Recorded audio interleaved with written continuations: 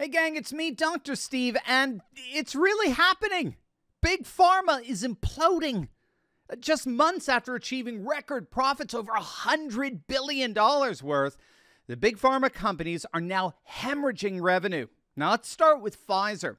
Yesterday, Pfizer reported its first quarterly loss since 2019, and we're talking a massive loss. Pfizer recorded a $2.4 billion loss for Q3 as only 2% of the population bothered to get the latest booster shot.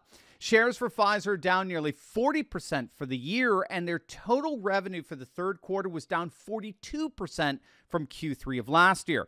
Revenue from the COVID vaccine is down 70%. I mean, these are devastating numbers, but they're actually par for the course for big pharma right now. Johnson & Johnson, they're on verge of bankruptcy. As a result, not only of their vaccine having a number of adverse reactions, but also their talcum powder allegedly has cancer links. And we could go on and on. All told, big pharma companies are poised to lose upwards of nearly $27 billion in revenue this year. And it's not hard to see why. Earlier this year, Rasmussen conducted a survey of over 1,000 adults. Nearly 1 in 3, 28%, claimed they knew someone who died from COVID-19 vaccines. 1 in 3, 49% of those surveyed believed that it was likely that side effects of COVID-19 vaccines have caused a significant number of unexplained deaths. And not surprisingly, 28% of them believe it's very likely that that's the case.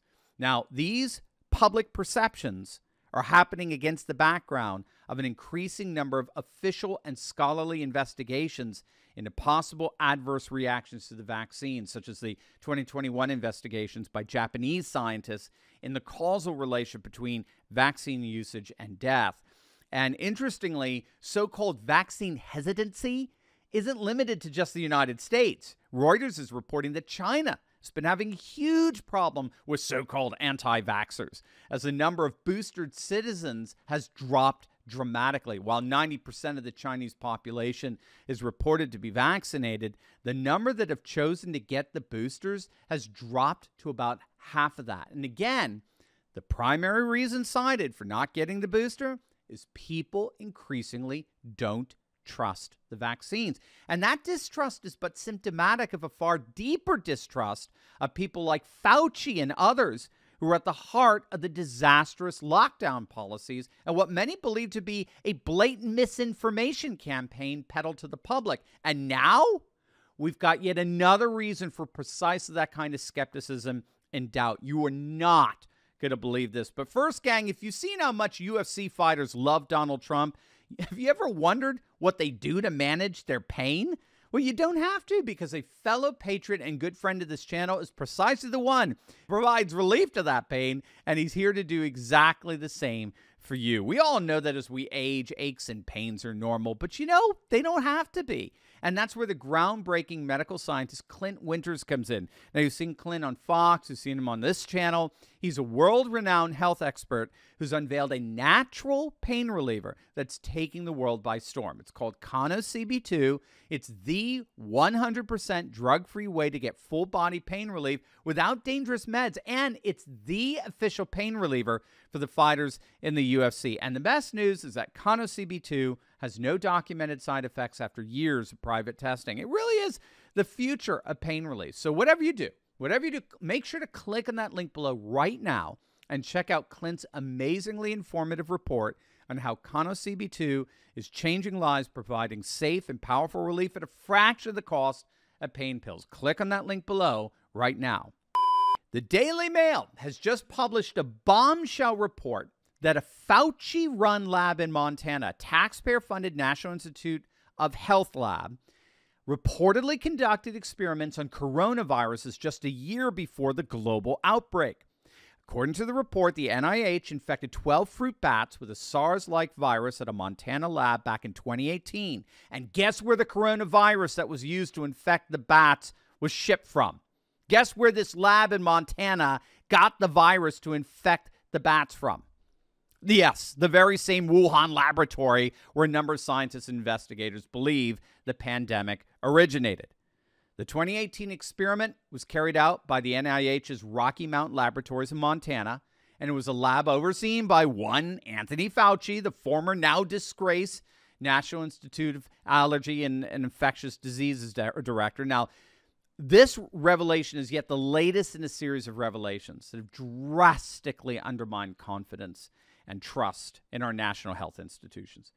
We now know that Fauci did indeed know of the plausibility of the lab leak origin of the virus, all the while actively silencing any and all attempts to verify such a source. It's been revealed that as early as January 31st, 2020, Fauci had received an email from the head of the nation's largest biomedical research facility warning Fauci that COVID was very possibly engineered, coming from a lab rather than from the so-called wet market.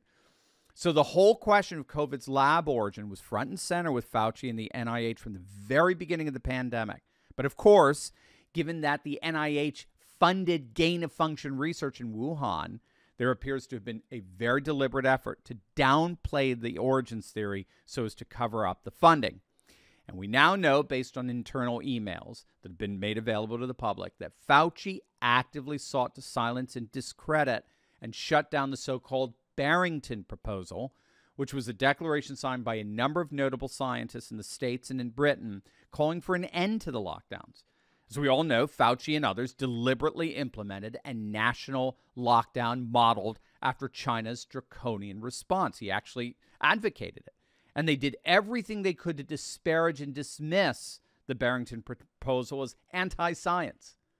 The actions of Fauci and others like Francis Collins have resulted in literally catastrophic consequences. And they've done more to undermine the integrity of our national health institutions than anything any so-called anti-vaxxer could have ever done. So with the fall of both Big Pharma and Fauci, it really does look like the tyrannical era of COVID is mercifully coming to a final and a very just end.